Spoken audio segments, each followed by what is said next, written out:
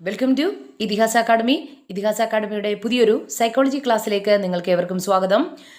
ഇന്നത്തെ ക്ലാസ്സിൽ നമ്മൾ ഡിസ്കസ് ചെയ്യാൻ പോകുന്നത് ഇനി വരാൻ പോകുന്ന കേറ്ററ്റ് എക്സാമിനേഷനുമായിട്ട് ബന്ധപ്പെടുത്തിയിട്ടുള്ള വളരെ സുപ്രധാനമായിട്ടുള്ള ഒരു ടോപ്പിക്കായ മോട്ടിവേഷൻ തിയറിയാണ് നമ്മൾ ഇന്നത്തെ ക്ലാസ്സിലൂടെ ഡിസ്കസ് ചെയ്യാൻ പോകുന്നത്. ഓക്കെ, സോ നമുക്ക് നമ്മുടെ ഇന്നത്തെ ക്ലാസ്സിലേക്ക് കടക്കാം. കൊടുക്കുക, അതിനോടൊപ്പം തന്നെ നമ്മൾ കൊടുക്കേണ്ട ആസ് എ ടീച്ചർ, ഒരു അധ്യാപിക എന്നുള്ള നിലയിൽ കുട്ടികൾക്ക് നമുക്ക് ലഭ്യമാക്കി കൊടുക്കാൻ കഴിയുന്ന ഏറ്റവും വലിയൊരു എൻകറേജ്മെൻ്റ് ആണെന്നറിയപ്പെടുന്ന മോട്ടിവേഷൻ എന്നറിയപ്പെടുന്നത്. സോ മോട്ടിവേഷൻ അഥവാ അഭിപ്രേരണയെക്കുറിച്ച് ആദ്യമായിട്ടൊരു സിദ്ധാന്തം കൊടുത്തിട്ടുള്ളത് എബ്രഹാം ഹരോൾഡ് മാസ്ലോയാണ്. മനസ്സിലാക്കുക, എബ്രഹാം ഹരോൾഡ് മാസ്ലോയുടെ ഒരു ആവശ്യങ്ങളുടെ ശ്രേണി അഥവാ Abraham Harold Maslow hierarchy of needs, ആവശ്യങ്ങളുടെ ശ്രേണി നമുക്ക് മനസ്സിലാക്കേണ്ടതായിട്ടുണ്ട്. ഈ ആവശ്യങ്ങളുടെ ശ്രേണി എന്ന് പറഞ്ഞാൽ അദ്ദേഹമാണ് ആദ്യമായിട്ട് അഭിപ്രേരണയിലൂടെ അഭിപ്രേരണയെക്കുറിച്ച് ആദ്യമായിട്ടൊരു സൈദ്ധാന്തിക വശം കൊണ്ടുവന്നത് എബ്രഹാം ഹരോൾഡ് മാസ്ലോ ആയിരുന്നു. അപ്പം നമുക്ക് എബ്രഹാം ഹരോൾഡ് മാസ്ലോ കൊണ്ടുവന്ന ആവശ്യങ്ങളുടെ ശ്രേണി നമുക്ക് പഠിക്കേണ്ടതായിട്ടുണ്ട്. അപ്പോൾ നിങ്ങൾക്കറിയാം, ഒരു എക്സാമിനേഷനുമായിട്ട് ബന്ധപ്പെടുത്തി നിരവധി തവണ ചോദിക്കുന്ന ഒരു പ്രീവിയസ് ക്വസ്റ്റ്യൻസുകൾ ഒക്കെ തന്നെ എബ്രഹാം ഹരോൾഡ് മാസ്ലോവുമായിട്ട് ബന്ധപ്പെടുത്തിയിട്ടുള്ള ഈ ആവശ്യങ്ങളുടെ ശ്രേണിയിൽ നിന്നും നിരവധി ക്വസ്റ്റ്യൻസുകൾ ചോദിക്കാറുണ്ട്. മനസ്സിലായല്ലോ? അപ്പോൾ നമുക്ക് അതിലേക്ക് കടക്കാം.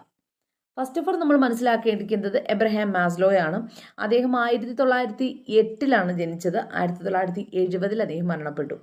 അപ്പോൾ 20-ാം നൂറ്റാണ്ടിലെ മനഃശാസ്ത്രജ്ഞനായിരുന്ന എബ്രഹാം മാസ്ലോ മനഃശാസ്ത്രത്തിൽ മാനുഷിക സമീപനം വികസിപ്പിച്ചെടുത്തു, അല്ലെങ്കിൽ ഹ്യൂമാനിസ്റ്റിക് അപ്രോച്ച് ഇൻ എഡ്യൂക്കേഷണൽ സൈക്കോളജിയിലേക്ക് മാനവികത അഥവാ humanist approach towards in educational psychology കൊണ്ടുവന്നത് എബ്രഹാം മാസ്ലോയാണ്. മനസ്സിലാക്കുന്നുണ്ടല്ലോ. അപ്പോൾ അദ്ദേഹം ആവശ്യങ്ങളുടെ ശ്രേണിക്ക് അദ്ദേഹം കൂടുതൽ അറിയപ്പെട്ടു. ആവശ്യങ്ങളുടെ ശ്രേണിയിലാണ് അദ്ദേഹം എന്ത് ചെയ്തത്, കൂടുതൽ അറിയപ്പെടുന്നത്. എന്ന് വെച്ചാൽ അദ്ദേഹം കൊണ്ടുവന്ന അദ്ദേഹത്തിൻ്റെ പഠനത്തിൽ എബ്രഹാം മാസ്ലോ എന്നറിയപ്പെടുന്ന വ്യക്തി പൊതുജനങ്ങളുടെ ഇടയിലേക്ക് ഏറ്റവും അറിയപ്പെട്ടു തുടങ്ങിയത് അദ്ദേഹം കൊണ്ടുവന്നൊരു തിയറി പാർട്ടാണ്. അതേതായിരുന്നു? ആവശ്യങ്ങളുടെ ശ്രേണിയിലൂടെയാണ് അദ്ദേഹം ഏറ്റവും കൂടുതൽ, അപ്പം ആവശ്യങ്ങളുടെ ശ്രേണിക്ക് അദ്ദേഹം കൂടുതൽ അറിയപ്പെടുന്നു. ഇനി എബ്രഹാം ഹരോൾഡ് മാസ്ലോ ജനിച്ചതും വളർന്നതും ന്യൂയോർക്കിലെ ബ്രൂക്ലിനിലാണ്. എവിടെയാണ്? ബ്രൂക്ലിൻ. മനസ്സിലായല്ലോ? ബ്രൂക്ലിനിലാണ് അദ്ദേഹം എന്ത് ചെയ്തിട്ടുള്ളത്? ജനിച്ചിട്ടുള്ളത്. സോ ബ്രൂക്ലിൻസിലാണ് അദ്ദേഹം ജനിച്ചിട്ടുള്ളത്. ഇനി എബ്രഹാം മാസ്ലോ ഒരു അമേരിക്കൻ മനഃശാസ്ത്രജ്ഞനായിരുന്നു. അദ്ദേഹം എങ്ങനെയുള്ള ആളായിരുന്നു? അദ്ദേഹം ഒരു അമേരിക്കൻ മനഃശാസ്ത്രജ്ഞനായിരുന്ന എബ്രഹാം മാസ്ലോ ന്യൂയോർക്കിലെ ബ്രൂക്ലിനിലാണ് അദ്ദേഹം ജനിച്ചിട്ടുള്ളത്. അദ്ദേഹം മനുഷ്യൻ്റെ പ്രേരണ എന്ന് പറഞ്ഞാൽ അഭിപ്രേരണ അഥവാ മോട്ടിവേഷൻ എന്ത് ചെയ്തു? വിശദീകരിക്കുന്നതിനേക്കാൾ ആവശ്യങ്ങളുടെ ഒരു ശ്രേണി തന്നെ വികസിപ്പിച്ചു. അദ്ദേഹം എന്തിനു വേണ്ടിയിട്ടാണ് ഈ ആവശ്യങ്ങളുടെ ശ്രേണി വികസിപ്പിച്ചത്? മനുഷ്യൻ്റെ അഭിപ്രേരണയെക്കുറിച്ച് മനസ്സിലാക്കുന്നതിന് വേണ്ടി അദ്ദേഹം ആവശ്യങ്ങളുടെ ശ്രേണി തന്നെ വികസിപ്പിച്ചു. കൂടുതൽ സാമൂഹികവും വൈകാരികവുമായ സ്വയം യാഥാർത്ഥ്യമാകുന്നതുമായ ആവശ്യങ്ങൾ, കൂടുതൽ വൈകാരികവും സാമൂഹികവുമായതും കൂടുതൽ യാഥാർത്ഥ്യമാകുന്നതുമായ ആവശ്യങ്ങൾ പിന്തുടരുന്നതിന് ആളുകൾ ശ്രേണിയിലേക്ക് നീങ്ങുന്നതിന് മുമ്പ്, മനസ്സിലാവുന്നല്ലോ, ആളുകൾ നിരവധി അടിസ്ഥാന ആവശ്യങ്ങൾ നിറവേറ്റണമെന്ന് അദ്ദേഹം തൻ്റെ സിദ്ധാന്തത്തിലൂടെ നിർദ്ദേശിക്കുകയുണ്ടായി. അപ്പോൾ ഈ അല്ലെങ്കിൽ ആത്മയാഥാർത്ഥ്യവൽക്കരണം എന്നറിയപ്പെടുന്ന അദ്ദേഹത്തിൻ്റെ ഏറ്റവും ഉയർന്ന തലത്തിലേക്ക് ഒരു വ്യക്തി എത്തിച്ചേരണമെങ്കിൽ അടിസ്ഥാനപരമായി അദ്ദേഹത്തിൻ്റെ ആവശ്യങ്ങളുടെ ശ്രേണി 5 തട്ടുകളായിട്ട് തരംതിരിച്ചു എന്ന് വേണം പറയാം.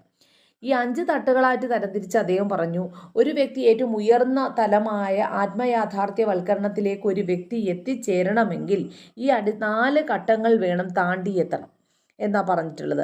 അതായത് ആളുകൾ ശ്രേണിയിലേക്ക് നീങ്ങുന്നതിന് മുമ്പ് ആളുകൾ നിരവധി അടിസ്ഥാന ആവശ്യം, അപ്പം നമുക്ക് ഓരോ ശ്രേണിയിലേക്കും എത്തുന്നതിന് മുമ്പ് നിരവധി അടിസ്ഥാന ആവശ്യങ്ങൾ നിറവേറ്റേണ്ടതായിട്ടുണ്ട് നമുക്ക്.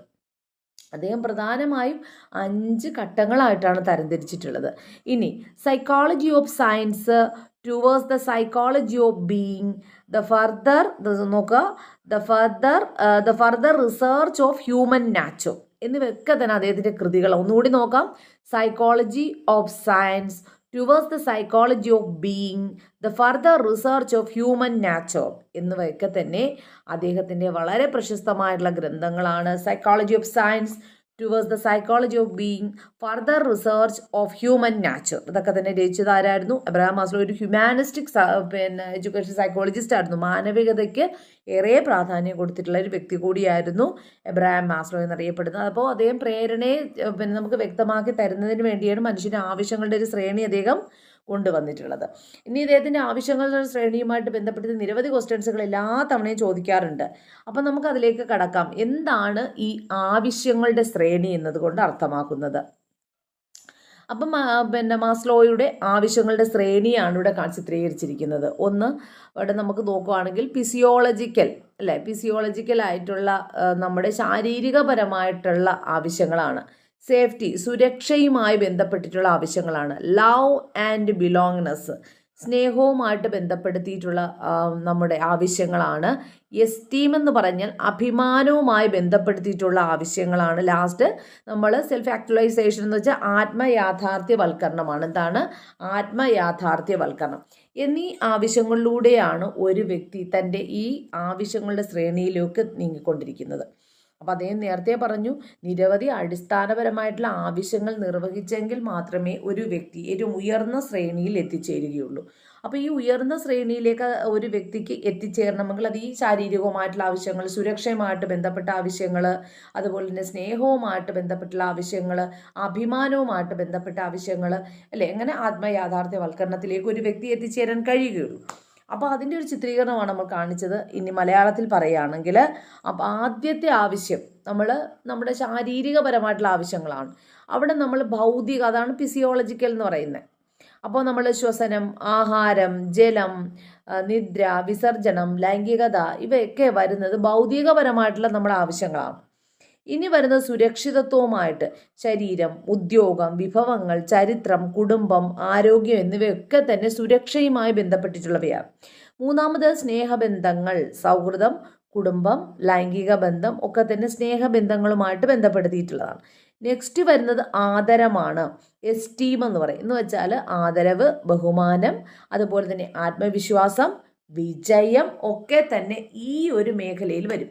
ഇനി ഏറ്റവും ഉയർന്ന തലം ഏതാ പറഞ്ഞിട്ടുള്ളത്? നമ്മൾ വ്യക്തിത്വവുമായിട്ട് ബന്ധം, അല്ലെങ്കിൽ ആത്മയാഥാർത്ഥ്യവൽക്കരണം, സെൽഫ് ആക്ച്വലൈസേഷൻ ആണ്. അപ്പം ഇവിടെ വരുമ്പോൾ വ്യക്തിത്വവുമായിട്ട് ബന്ധപ്പെടുത്തിയിട്ടുള്ളതാണ്. തൻ്റെ ധാർമ്മികത, സർഗശക്തി, ഐച്ഛിക പ്രശ്നപരിഹാരം, അതുപോലെ തന്നെ നമ്മുടെ എടുത്തുചാട്ടം, ഇല്ലായ്മ, നമ്മുടെ വിവേകം, ഇവയൊക്കെ തന്നെ നമ്മൾ ഒരു വ്യക്തിത്വവുമായിട്ട് ബന്ധപ്പെട്ടിട്ടുള്ളതാണ്. ധാർമ്മികത, അതുപോലെ തന്നെ സർഗശക്തി, ഐച്ഛികത, പ്രശ്നപരിഹാരം, എടുത്തുചാട്ടം, ഇല്ലായ്മ, വിവേകം ഒക്കെ തന്നെ വ്യക്തിത്വവുമായിട്ട് ബന്ധപ്പെട്ട ആത്മയാഥാർത്ഥ്യവൽക്കരണവുമായിട്ട് ബന്ധപ്പെട്ടിട്ടുള്ളവയാണ്. മനസ്സിലായല്ലോ? അപ്പോൾ നമ്മൾ പറഞ്ഞു ആദ്യത്തെ ആവശ്യം എന്താണ്? ശാരീരികപരമായി നമ്മൾ പഠിക്കുമ്പോൾ നിങ്ങൾ ഇങ്ങനെ അങ്ങ് പഠിച്ചോണം. ഇല്ലെങ്കിൽ നമ്മൾ അതിങ്ങനെ കാണാതെ പഠിക്കേണ്ട ആവശ്യമില്ല. ഒരു വ്യക്തിക്ക് ആവശ്യം വേണ്ടിയിട്ടുള്ള എന്താ? ശരീരമായിട്ടുള്ള നമുക്ക് ആഹാരം, വസ്ത്രം, പാർപ്പിടം ഒക്കെ തന്നെ ലഭ്യമാക്കി പിന്നെ നമുക്ക് സുരക്ഷിതത്വം വേണം, അല്ലേ? പിന്നെ ഉദ്യോഗം, വിഭവങ്ങൾ, ചരിത്രം, അങ്ങനെയൊക്കെ, ആരോഗ്യം, ഇതൊക്കെ തന്നെ സുരക്ഷയാണ്. സുരക്ഷ കഴിഞ്ഞാൽ പിന്നെ നമുക്ക് സ്നേഹം വേണം. സ്നേഹബന്ധങ്ങൾ, കുടുംബം, അന്തരീക്ഷം, ലൈംഗികത, ഇതൊക്കെ തന്നെ വരുന്ന സ്നേഹബന്ധങ്ങളാണ്. പിന്നെ വരുന്നത് ആദരവാണ്. ആദരവ് വേണം, ബഹുമാനം, ആത്മവിശ്വാസം, വിജയം, ഇതൊക്കെ തന്നെ എസ്റ്റീമാണ്. ഏറ്റവും ലാസ്റ്റ് ഘട്ടം നമ്മുടെ വ്യക്തിത്വപരമായിട്ടുള്ള ഒരു ഘട്ടമാണ്. അവിടെ ധാർമ്മികത, സർഗശക്തി, ഐച്ഛികത, പ്രശ്നപരിഹാരം, ഇവയ്ക്കൊക്കെ തന്നെ പ്രാധാന്യം കൊടുക്കുന്ന എബ്രഹാം മാസ്ലോയുടെ ഏറ്റവും ഉയർന്ന ശ്രേണി എന്ന് തന്നെ നമുക്കിവിടെ പറയാവുന്നതാണ്. ഇനി നിങ്ങൾ നോക്കൂ. അപ്പോൾ ഇത് ഞാൻ പറഞ്ഞു 5 അടിസ്ഥാന ഘട്ടങ്ങളായിട്ട് തരംതിരിച്ചു. ഒന്ന് ശാരീരിക ആവശ്യങ്ങൾ, സെക്കൻഡ് സ്വയം സുരക്ഷയുമായിട്ട് ബന്ധപ്പെട്ടിട്ടുള്ള ആവശ്യങ്ങൾ, സ്നേഹം, സ്വന്തമെന്ന ബോധം എന്നിവയുമായിട്ട് ബന്ധപ്പെട്ട ആവശ്യങ്ങൾ, പിന്നെ അതുപോലെ തന്നെ അഭിമാനവുമായി ബന്ധപ്പെട്ട ആവശ്യങ്ങൾ, ആത്മയാഥാർത്ഥ്യവൽക്കരണം എന്നിങ്ങനെ 5 ഘട്ടങ്ങളായിട്ടാണ് എബ്രഹാം മാസ്ലോ തൻ്റെ അഭിപ്രേരണ സിദ്ധാന്തം വ്യക്തമാക്കുന്നതിന് വേണ്ടി ആളുകളുടെ ആവശ്യങ്ങളുടെ ശ്രേണി തയ്യാറാക്കിയത്. 1 ശാരീരിക ആവശ്യങ്ങൾ, മനസ്സിലായല്ലോ. 2 സ്വയരക്ഷയുമായി ബന്ധപ്പെട്ടിട്ടുള്ള ആവശ്യങ്ങൾ. 3 സ്നേഹം, സ്വന്തം എന്ന ബോധം എന്നിവയുമായിട്ട് ബന്ധപ്പെട്ടത്. അടുത്ത 4ാം ഘട്ടം അഭിമാനവുമായി ബന്ധപ്പെട്ടത്. 5ാമത്തെ ഘട്ടം ആത്മയാഥാർത്ഥ്യവൽക്കരണം. 5 ഘട്ടങ്ങളായിട്ട് എബ്രഹാം ഹരോൾഡ് മാസ്ലോ തൻ്റെ ആവശ്യങ്ങളുടെ ശ്രേണിയെ അല്ലെങ്കിൽ അഭിപ്രേരണ ജനിപ്പിക്കുക എന്ന ലക്ഷ്യത്തോടു കൂടി ആവശ്യങ്ങളുടെ ശ്രേണി 5 ഘട്ടങ്ങളായി തരംതിരിച്ചു. മറക്കത്തില്ലല്ലോ. ഓക്കെ, ഇനി എബ്രഹാം മാസ്ലോയുടെ മനുഷ്യരുടെ അഭിപ്രേരണ നന്നായി മനസ്സിലാക്കാൻ സഹായം വിധം, ഇപ്പോൾ ഇതിലൂടെ നമുക്ക് അഭിപ്രേരണ വ്യക്തമായിട്ട് മനസ്സിലാക്കാൻ കഴിയും വിധം കൃത്യമായ മുറയ്ക്ക് ക്രമീകരിക്കുന്ന 5 കൂട്ടം ആവശ്യങ്ങൾ നിർദ്ദേശിച്ചു. അപ്പോൾ ആരായിരുന്നു? Abraham Maslow. തൻ്റെ ആവശ്യങ്ങളുടെ ശ്രേണിയിൽ അല്ലെ, എബ്രഹാം മാസ്ലോ തൻ്റെ ആവശ്യങ്ങളുടെ ശ്രേണിയുമായിട്ട് ബന്ധപ്പെടുത്തി അദ്ദേഹം അടിസ്ഥാനപരമായിട്ട്, അല്ലെങ്കിൽ നമുക്ക് ഇവിടെ നമ്മുടെ ലക്ഷ്യം എന്ന് വെച്ചാൽ നമുക്ക് അഭിപ്രേരണ മനസ്സിലാക്കുക, ഒരു വ്യക്തിയുടെ അഭിപ്രേരണ മനസ്സിലാക്കുന്നതിനായി സഹായിക്കും വിധം കൃത്യമായ മുറയ്ക്ക് അദ്ദേഹം ഈ ആവശ്യങ്ങളെ കൃത്യമായ മുറയ്ക്ക് അദ്ദേഹം ക്രമീകരിക്കുന്ന 5 കൂട്ടം ആവശ്യങ്ങളാണ് അദ്ദേഹം നിർദ്ദേശിച്ചത്. ഞാൻ പറഞ്ഞു, നമ്മൾ ഈ ഏറ്റവും ഉയർന്ന തലത്തിലേക്ക് അല്ലെങ്കിൽ നമ്മുടെ വ്യക്തിത്വമായിട്ടൊരു തലത്തിലേക്ക് നമുക്ക് എത്തിച്ചേരണമെങ്കിൽ നമ്മൾ എന്ത് ചെയ്യും? നമ്മുടെ അടിസ്ഥാന ആവശ്യങ്ങൾ ഓരോന്നായിട്ട്, ശാരീരികവുമായിട്ട്, സുരക്ഷയുമായിട്ട്, സ്നേഹവുമായിട്ട്, അഭിമാനവുമായിട്ട് ബന്ധപ്പെട്ട ആവശ്യങ്ങൾ ഇങ്ങനെ കടന്നു വേണം നമ്മൾ എത്തിച്ചേരേണ്ടത്. അപ്പോൾ അവിടെ 5 കൂട്ടം ആവശ്യങ്ങൾ നിർദ്ദേശിച്ചിരുന്നു. കായിക ആവശ്യങ്ങളിൽ തുടങ്ങി, അല്ലെ, ഭൗതികം ആണ് കായികം തുടങ്ങി ഏറ്റവും ഉയർന്ന ക്രമത്തിലുള്ള ആവശ്യങ്ങൾ സാക്ഷാത്കരിക്കാൻ ഓരോ വ്യക്തിയും ശ്രമിച്ചുകൊണ്ടേയിരിക്കും. ഇങ്ങനെ ഏതെങ്കിലും ഒരാവശ്യത്തിൻ്റെ സാക്ഷാത്കാരത്തിനുള്ള ശ്രമം അഭിപ്രേരണയ്ക്ക് കാരണമാകുന്നു. അപ്പോൾ ഓരോന്നിനും നമുക്ക് അഭിപ്രേരണ വേണം. അപ്പോൾ ഓരോന്ന് സാക്ഷാത്കരിക്കുമ്പോൾ നമുക്ക് എന്ത് വേണം? നമുക്ക് അഭിപ്രേരിതനാകുന്നു നമ്മൾ. അപ്പം നമ്മൾ എങ്ങനെ അഭിപ്രേരണയ്ക്ക് പാത്രമാകുന്നു? നമുക്ക് സുരക്ഷിതത്വം വേണം, നമുക്കവിടെ നമുക്ക് ഒരു ആഹാരം വേണം, അതിലൂടെ എൻ്റെ അഭിപ്രേരണ വളരും. അങ്ങനെ ഓരോ ഘട്ടങ്ങളിലൂടെ എത്തിച്ചേരുമ്പോഴാണ് അവൻ്റെ അഭിപ്രേരണ മനസ്സിലാക്കാൻ നമുക്ക് കഴിയുന്നത്, അല്ലേ? അപ്പോൾ തൻ്റെ ആവശ്യങ്ങൾ സാക്ഷാത്കരിക്കാൻ ഓരോ വ്യക്തിയും നമ്മളിങ്ങനെ ശ്രമിച്ചുകൊണ്ടേയിരിക്കും. ഇങ്ങനെ ഏതെങ്കിലും ഒരു ആവശ്യത്തിൻ്റെ സാക്ഷാത്കാരത്തിനുള്ള ശ്രമം അഭിപ്രേരണയ്ക്ക് കാരണമാകും. ഇപ്പോൾ എവിടെയെങ്കിലും ഞാൻ സാക്ഷാത്കരിച്ചു കഴിഞ്ഞാൽ അവിടെ എനിക്ക് എന്തുണ്ടാവും? എനിക്ക് അഭിപ്രേരിതനാകുന്നു. ഒരിക്കൽ തൃപ്തിപ്പെട്ട് കഴിഞ്ഞ ആവശ്യം പിന്നെ ആവശ്യമില്ല. എനിക്ക് സുരക്ഷിതത്വം ഉണ്ട്, പിന്നെ എനിക്ക് അതിൻ്റെ കാര്യം ആവശ്യമില്ല. പിന്നെ എനിക്ക് സ്നേഹമുണ്ട്, പിന്നെ സുരക്ഷിതത്വമുണ്ട്, സ്നേഹമുണ്ട്, പിന്നെ എനിക്ക് അഭിമാനമാണ് വേണ്ടിയിട്ടുള്ളത്. മനസ്സിലാവുന്നല്ലോ? അഭിപ്രേരണയ്ക്ക് ഒരിക്കൽ തൃപ്തിപ്പെട്ട് കഴിഞ്ഞൊരാവശ്യം പിന്നെ നമുക്ക് ആവശ്യമില്ല. ഇപ്പം എനിക്ക് ഭൗതികപരമായിട്ടുള്ളൊരു പാർപ്പിടം, ആഹാരമൊക്കെ കിട്ടി, പിന്നെ എനിക്ക് ആവശ്യമില്ല. പിന്നെ എൻ്റെ ആവശ്യം എന്താ? സുരക്ഷയാണ് എനിക്ക് വേണ്ടിയിട്ടുള്ളത്. പിന്നെ വരുന്നത് എനിക്ക് സ്നേഹമാണ്. പിന്നെ വരുന്നത് എനിക്ക് എസ്റ്റീം, മീൻസ് അഭിമാനമാണ്. ഇങ്ങനെ ഘട്ടങ്ങളിലൂടെ വേണം നമ്മൾ ഞാൻ പറഞ്ഞില്ല, ഇങ്ങനെ അങ്ങ് പഠിച്ചു പോകണം നിങ്ങൾ. ഇല്ല നമ്മളിപ്പോൾ അവിടെ ചെന്നിട്ട് ഇങ്ങനെ കാണാതെ പഠിച്ചു കഴിഞ്ഞാൽ ഞങ്ങൾക്ക് മറന്നു പോകും. കാര്യം എല്ലാ ഘട്ടവും ചോദിക്കുന്നതാണ് കേട്ടോ. അപ്പോൾ ഇവിടെ നോക്കൂ, ഒരിക്കൽ തൃപ്തിപ്പെട്ട് കഴിഞ്ഞ ആവശ്യം പിന്നെ ആവശ്യമില്ല. അത് അഭിപ്രേരണ ശക്തിയില്ലാതെ, അഭിപ്രേരണയ്ക്ക് എന്ത് ചെയ്യും? അത് ശക്തിയില്ലാതാക്കി തീർക്കും. അതുകൊണ്ട് ഒരാവശ്യത്തിൻ്റെ പൂർത്തീകരണം വ്യക്തിയെ മറ്റൊരാവശ്യത്തിലേക്ക് ഞാൻ പറഞ്ഞു, ഇപ്പോൾ എനിക്ക് ഭക്ഷണമുണ്ട്, ആഹാരമുണ്ട്, അപ്പോൾ എനിക്ക് ഇനി എന്താ വേണ്ടത്? എനിക്കൊരു സുരക്ഷിതത്വമാണ് വേണ്ടിയിട്ടുള്ളത്. അപ്പോൾ ഞാൻ അടുത്ത ഘട്ടത്തിലേക്ക് കടക്കും. അപ്പോൾ ഇനി ഒരിക്കൽ തൃപ്തിപ്പെട്ട് കഴിഞ്ഞ ആവശ്യം പിന്നെ വരുവാണെങ്കിൽ അവിടെ അഭിപ്രേരണ ജനിക്കുകയില്ല. മനസ്സിലായല്ലോ? ഇനി പിന്നെ അതുപോലെ തന്നെ താഴ്ന്ന തലത്തിലുള്ള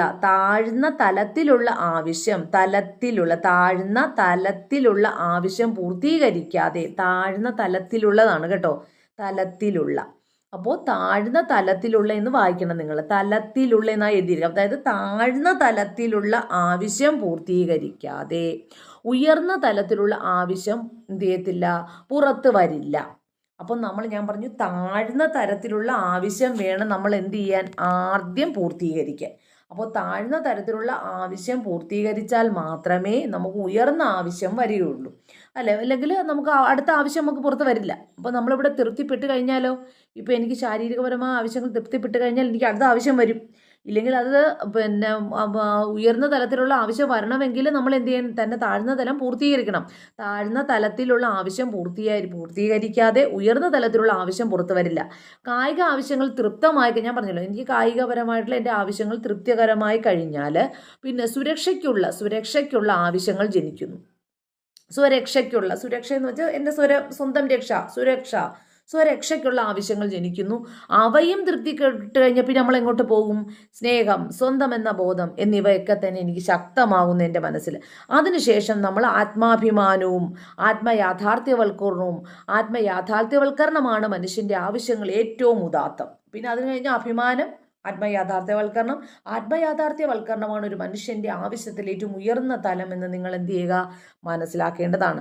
അപ്പം നിങ്ങൾ ഇനി ഒരിക്കലും മറക്കരുതല്ലോ, ഫസ്റ്റ് ഭൗതികപരമായിട്ടുള്ള ആവശ്യങ്ങളുണ്ട്, സെക്കൻഡ് വരുന്നത് സുരക്ഷയുമായിട്ട് ബന്ധപ്പെട്ടിട്ടുള്ള ആവശ്യങ്ങളാണ്. ഇനി തേർഡ് വരുന്നത് എന്താണ്? സ്നേഹം, സ്വന്തം എന്ന ബോധം. നെക്സ്റ്റ് അഭിമാനം. ലാസ്റ്റ് ആത്മയാഥാർത്ഥ്യവൽക്കരണം. ഇനി 5 ഘട്ടങ്ങളിലൂടെയാണ് എബ്രഹാം മാസ്ലോ തൻ്റെ അഭിപ്രേരണ എങ്ങനെ ഉണ്ടാകുന്നു എന്ന് മനസ്സിലാക്കുന്നതിന് വേണ്ടിയിട്ട് ആവശ്യങ്ങളുടെ ശ്രേണിയെ ക്രമീകരിച്ചിരിക്കുന്നത്. മനസ്സിലായല്ലോ? മനുഷ്യന്റെ നിലനിൽപ്പിന് ആവശ്യമായ അടിസ്ഥാന ആവശ്യങ്ങളാണ് മസ്ലോ തൻ്റെ ശ്രേണിയുടെ ഏറ്റവും അടിത്തട്ടിൽ, ഇത് നമ്മളൊരു പിരമിഡ് പോലെ വരച്ചിരിക്കുന്നത്. ഈ പിരമിഡിന്റെ ഏറ്റവും അടിത്തട്ടിൽ എന്ന് വെച്ചാൽ തൻ്റെ അടിസ്ഥാന basic need of A human being. Basic need എന്ന് പറയുമ്പോൾ എന്താണ്? അവന് വേണ്ടിയിട്ടുള്ള ആഹാരം, ഫുഡ് വേണം, വസ്ത്രം വേണം, പാർപ്പിടം വേണം. It is a physical all type of his നീഡ്സുകളാണ്. ഒരു ഹ്യൂമൻ ബീയിങ്സിൻ്റെ ഫിസിക്കൽ നീഡുകളാണ് അവിടെ വേണ്ടിയിട്ടുള്ളത്. ഈ പിരമിഡിൻ്റെ ഏറ്റവും താഴ്ന്ന തട്ടത്തിൽ ശാരീരങ്ങൾ ഫിസിയോളജിക്കൽ നീഡ്സ്, വായു, വെള്ളം, ഭക്ഷണം, ഉറക്കം എന്നിങ്ങനെയുള്ള ആ സുഖങ്ങൾ, ശാരീരികമായ സന്തുലനാവസ്ഥ എന്നിവ ഇതിൽ ഉൾപ്പെടുന്നു. എന്നിങ്ങനെയുള്ള സുഖങ്ങളാണ് കേട്ടോ. ഇങ്ങനെയുള്ള സുഖങ്ങൾ, ശാരീരികമായ സന്തുലനാവസ്ഥ എന്നിവ ഇതിൽ ഉൾപ്പെടുന്നു. ഈ ആവശ്യങ്ങൾ നിറവേറ്റപ്പെടുന്ന, അപ്പോൾ ഇതെല്ലാം നിറവേറ്റപ്പെട്ട് എന്ത് ചെയ്യും? ഒരാളിൽ അടുത്ത ഘട്ടത്തിലെ ആവശ്യങ്ങൾ പൂർത്തീകരിക്കാനുള്ള ആഗ്രഹം ജനിക്കുന്നു. നമ്മൾ നേരത്തെ പറഞ്ഞില്ലേ, ഒരു ആവശ്യം കഴിഞ്ഞു കഴിഞ്ഞാൽ ഞാൻ ഒന്നുകൂടി ആ ആവശ്യത്തിലേക്ക് പിന്നെ ഇറങ്ങി പോകത്തില്ല. എങ്കിൽ നമ്മൾ എന്ത് ചെയ്യും? നമുക്ക് അടുത്തൊരാവശ്യമാണ് വേണ്ടതെന്ന് പറഞ്ഞ് നമ്മൾ പോകും. അപ്പോൾ പിന്നെ ശാരീരികമായ ആവശ്യങ്ങൾ കഴിഞ്ഞാൽ പിന്നെ നമ്മൾ എന്ത് ചെയ്യും? നമ്മൾ സുരക്ഷയുമായിട്ട് പോകും. അപ്പോൾ മാസ്ലോയുടെ ശ്രേണിയുടെ തലങ്ങളാണ് നമ്മൾ പഠിച്ചുകൊണ്ടിരിക്കുന്നത്. ഒന്ന്, ശ്രേണിയുടെ ഫിസിയോളജിക്കൽ ആവശ്യങ്ങളുണ്ട്, അവ സാർവത്രികമായി കണക്കാക്കപ്പെടുന്നു. അതെങ്ങനെയുള്ളതാണ്? ഫിസിയോളജിക്കൽ മീൻസ് സാർവത്രികമായിട്ട് കണക്കാക്കപ്പെടുന്നു. ശാരീരിക ആവശ്യങ്ങൾ വായു, വെള്ളം, ഭക്ഷണം, ഉറക്കം, ആരോഗ്യം, വസ്ത്രം, പാർപ്പിടം എന്നിവ ഉൾപ്പെടുന്നു. പിരമിഡിന്റെ അടിയിൽ സ്ഥാപിച്ചിരിക്കുന്ന ഈ ആവശ്യങ്ങൾ മനുഷ്യന്റെ ക്ഷേമത്തിന് അടിസ്ഥാനമാണെന്ന്, ഒരു മനുഷ്യന്റെ വെൽഫെയർ ക്ഷേമത്തിന് വേണ്ടിയിട്ടുള്ള ബേസിക് നീഡുകളാണ് ഫിസിയോളജിക്കൽ നീഡ്സുകൾ എന്ന് പറയപ്പെടുന്നത്. മറ്റ് ആവശ്യങ്ങൾ എപ്പോഴും മുൻഗണന നൽകണമെന്നും സൂചിപ്പിക്കുന്നു. അപ്പോൾ സ്ഥാപിച്ചിരിക്കുന്ന പിരമിഡിന്റെ ഏറ്റവും അടിയിൽ സ്ഥാപിച്ചിരിക്കുന്ന ആവശ്യങ്ങൾ മനുഷ്യന്റെ ക്ഷേമത്തിന്റെ അടിസ്ഥാനമാണെന്നും മറ്റ് ആവശ്യങ്ങൾക്ക് എപ്പോഴും മുൻഗണന നൽകണമെന്നും സൂചിപ്പിക്കുന്നു. അപ്പോൾ ആദ്യ ഘട്ടം പിരമിഡിന്റെ ഏറ്റവും അടിയിൽ ഏതായിരുന്നു പറഞ്ഞത്? ഫിസിയോളജിക്കൽ നീഡ്സുകളാണ്. അപ്പോൾ മനസ്സിലായല്ലോ. അപ്പോൾ ഫിസിയോളജിക്കൽ ആവശ്യങ്ങൾ അവ സാർവത്രികമായി കണക്കാക്കപ്പെടുന്നു. ശരീരം, അതുപോലെ തന്നെ ശാരീരിക ആവശ്യങ്ങൾ വായു, വെള്ളം, ഭക്ഷണം, ഉറക്കം, ആരോഗ്യം, വസ്ത്രം, പാർപ്പിടം എന്നിവ ഉൾപ്പെടുന്നു. ഈ ആവശ്യങ്ങൾ മനുഷ്യന്റെ ക്ഷേമത്തിന് അടിസ്ഥാനമാണെന്നും മറ്റു ആവശ്യങ്ങൾക്ക് എപ്പോഴും മുൻഗണന നൽകണമെന്നും നമുക്കിതിലൂടെ സൂചിപ്പിക്കാവുന്നതാണ്. ഓക്കെ, ദെൻ വരുന്നത് ശ്രേണിയിൽ അടുത്തതെന്ന് പറഞ്ഞാൽ സുരക്ഷാ ആവശ്യങ്ങളാണ്, സേഫ്റ്റിയുമായിട്ട് ബന്ധപ്പെട്ട ആവശ്യങ്ങളാണ്. ഒരു വ്യക്തിക്ക് അവരുടെ പരിസ്ഥിതിയിൽ സുരക്ഷിതത്വം തോന്നുന്നില്ല എങ്കിൽ, ഒരു വ്യക്തി താമസിക്കുന്ന തൻ്റെ സ്വന്തം പരിസ്ഥിതിയിൽ തനിക്ക് സുരക്ഷിതത്വമില്ല എന്ന് തോന്നിയാൽ ഉയർന്ന ഓർഡർ ആവശ്യങ്ങൾ നിറവേറ്റാൻ ശ്രമിക്കുന്നതിലേക്ക് ശ്രദ്ധ വരും. തൻ്റെ ഉയർന്ന ഓർഡർ അടുത്ത ആവശ്യം നിറവേറ്റാൻ അയാൾ പോയിക്കൊണ്ടിരിക്കും. അയാൾ നയിക്കാൻ നമുക്കറിയാം. അപ്പം നമുക്ക് ഒരാവശ്യം എനിക്ക് തൃപ്തിപ്പെട്ട് കഴിഞ്ഞു എന്ന് കരുതൂ, ഇനി ഞാൻ അടുത്തയിലേക്ക് പോകും. പക്ഷെ എന്നെ സംബന്ധിച്ചിടത്തോളം എനിക്ക് ഭൗതികപരമായ ആവശ്യം നിറവേറ്റി, എനിക്ക് സുരക്ഷയിലെത്തി, പക്ഷെ എനിക്ക് സുരക്ഷ നിർവഹിക്കാൻ കഴിഞ്ഞില്ല എങ്കിലോ എനിക്ക് അടുത്ത ശ്രേണിയിലേക്ക് എത്താൻ എനിക്ക് ശ്രമിക്കൂ ഇല്ല. അതെന്താ? ഞാൻ സുരക്ഷിതത്വവുമായിട്ട് ബന്ധപ്പെട്ടൊരു ആവശ്യം ഞാൻ എന്ന് നിറവേറ്റുന്നു അന്നേ എനിക്ക് അടുത്ത തലത്തിലേക്ക് പോകാൻ കഴിയത്തുള്ളൂ. ഉയർന്ന ഓർഡർ ആവശ്യങ്ങൾ നിറവേറ്റാൻ ശ്രമിക്കുന്നതിലേക്ക് ശ്രദ്ധ നയിക്കാൻ സാധ്യമല്ല. എന്താ സാധ്യമല്ല എന്ന് പറയാൻ കാര്യം? ഞാൻ സുരക്ഷിതവുമായിട്ട് ബന്ധപ്പെട്ട് എൻ്റെ ആവശ്യം എനിക്ക് തൃപ്തിയായില്ല, തൃപ്തമായി എന്ന് എനിക്ക് തോന്നിയില്ല. അതുകൊണ്ട് എനിക്ക് എൻ്റെ സ്നേഹം എന്ന തോന്നലിലേക്ക് എനിക്ക് പോയില്ല. അപ്പോൾ ഒരാവശ്യം തൃപ്തിയായി എന്ന് പൂർണ്ണമായിട്ട് ബോധ്യമായി, അതാ എനിക്ക് അഭിപ്രേരണ ജനിച്ചു എങ്കിലും ഞാൻ അടുത്ത തലത്തിൽ പോകത്തുള്ളൂ കേട്ടോ. അപ്പോൾ ഉയർന്ന ഓർഡർ ആവശ്യങ്ങൾ നിറവേറ്റാൻ ശ്രമിക്കുന്നതിലേക്ക് ശ്രദ്ധ നയിക്കാൻ സാധ്യമല്ല. പ്രത്യേകിച്ചും സുരക്ഷാ ആവശ്യങ്ങളിലേക്ക് പോകാൻ കഴിയുമോ? ഇല്ല.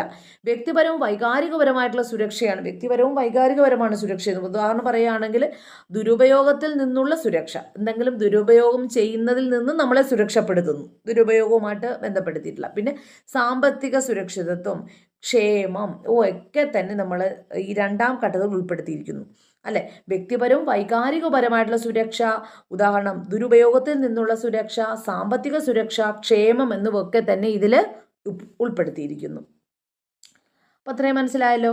നെക്സ്റ്റ് നമ്മൾ പഠിക്കുന്നത് കുടുംബ ബന്ധങ്ങൾ, സൗഹൃദം, അടുപ്പം എന്നിവയിലൂടെയുള്ള സ്നേഹത്തിൻ്റെയും അവകാശത്തിൻ്റെയും ആവശ്യകതയാണ് ശ്രേണിയുടെ മൂന്നാം ഘട്ടം. അപ്പോൾ ശ്രേണിയുടെ മൂന്നാം ഘട്ടം സ്നേഹം, പിന്നെ അതുപോലെ തന്നെ സ്വന്തം എന്ന തോന്നൽ എന്നിവ. അപ്പോൾ സ്നേഹം, സ്വന്തം എന്ന തോന്നൽ എന്നിവയൊക്കെ വരുന്ന ഇവിടെ നിന്നാ കുടുംബ ബന്ധങ്ങൾ, സൗഹൃദങ്ങളിലൂടെയുള്ള അടുപ്പം, സ്നേഹത്തിൻ്റെയും അവകാശത്തിൻ്റെയും ആവശ്യകതയാണ് എന്ന മൂന്നാമത്തെ ശ്രേണിയിൽ ഉൾപ്പെടുത്തിയിരിക്കുന്നു.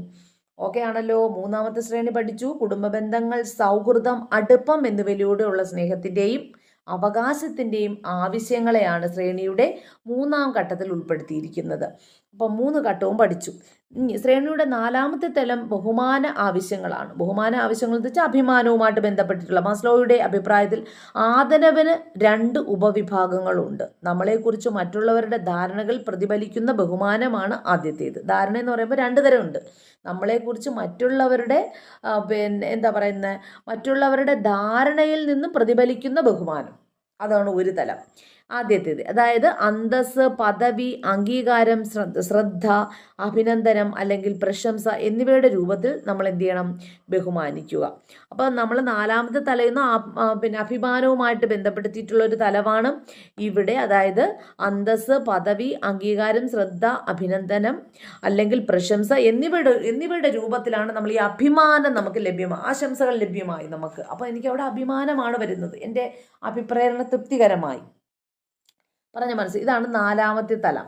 ഇനി മാസ്ലോയുടെ ശ്രേണിയുടെ ഏറ്റവും മുകളിലത്തെ തലം ഏതാ? യാഥാർത്ഥ്യമാക്കൽ അല്ലെങ്കിൽ വ്യക്തിത്വം, ആത്മയാഥാർത്ഥ്യവൽക്കരണം.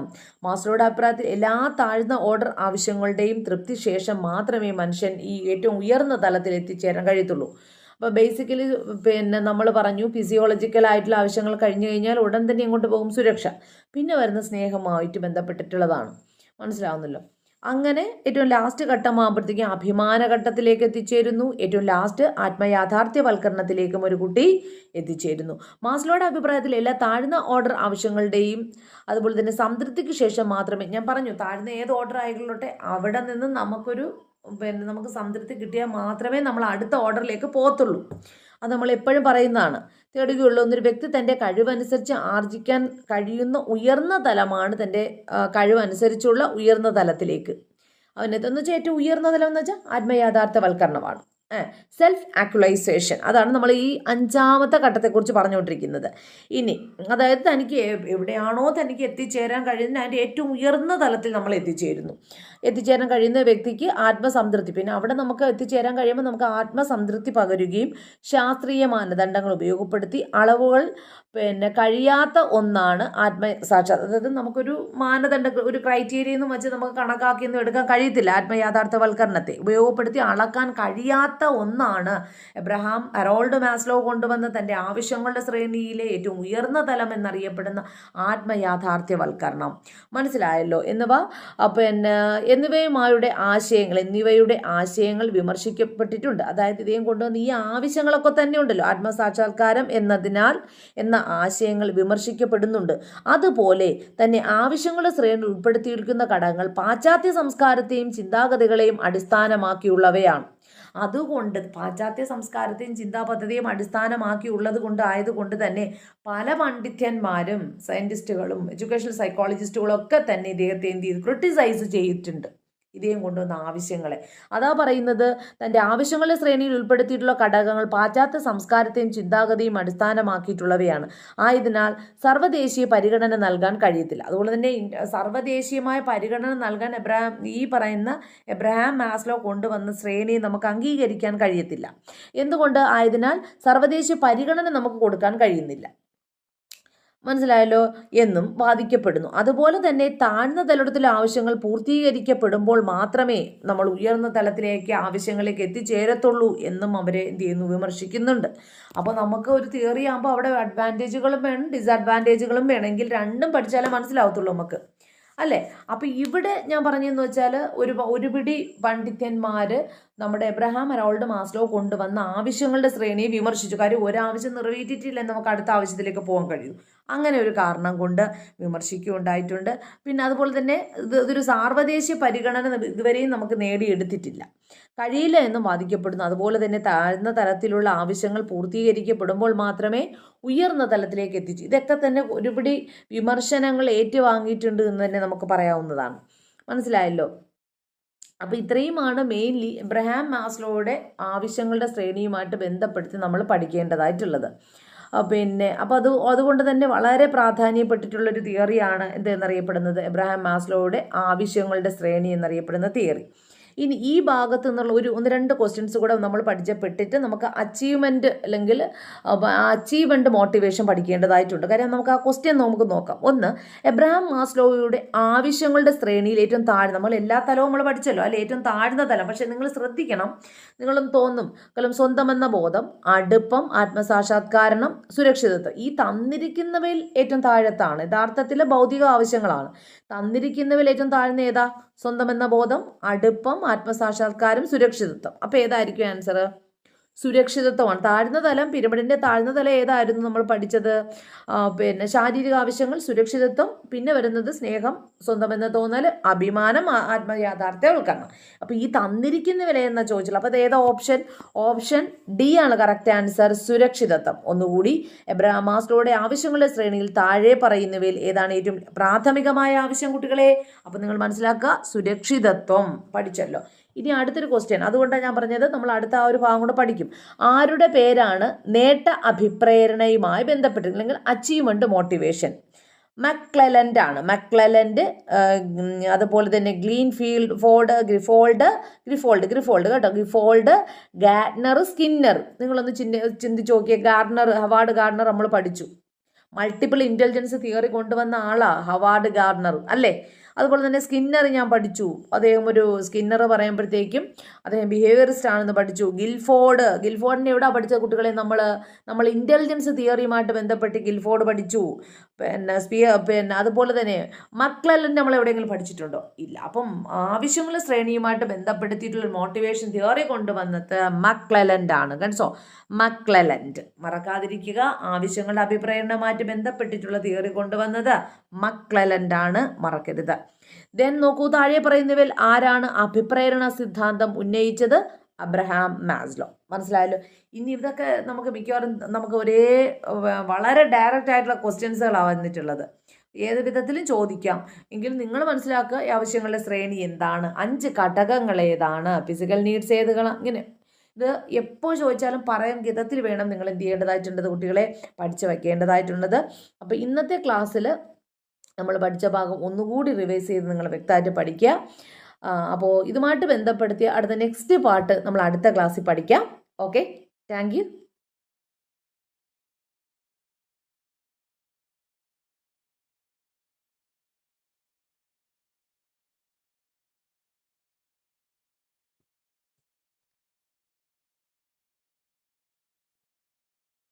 നിങ്ങൾക്ക് ഇന്നത്തെ ക്ലാസ് ഇഷ്ടമായി എങ്കിൽ ലൈക്ക് ചെയ്യുക, ഷെയർ ചെയ്യുക, സബ്സ്ക്രൈബ് ചെയ്യുക. Okay, thank you.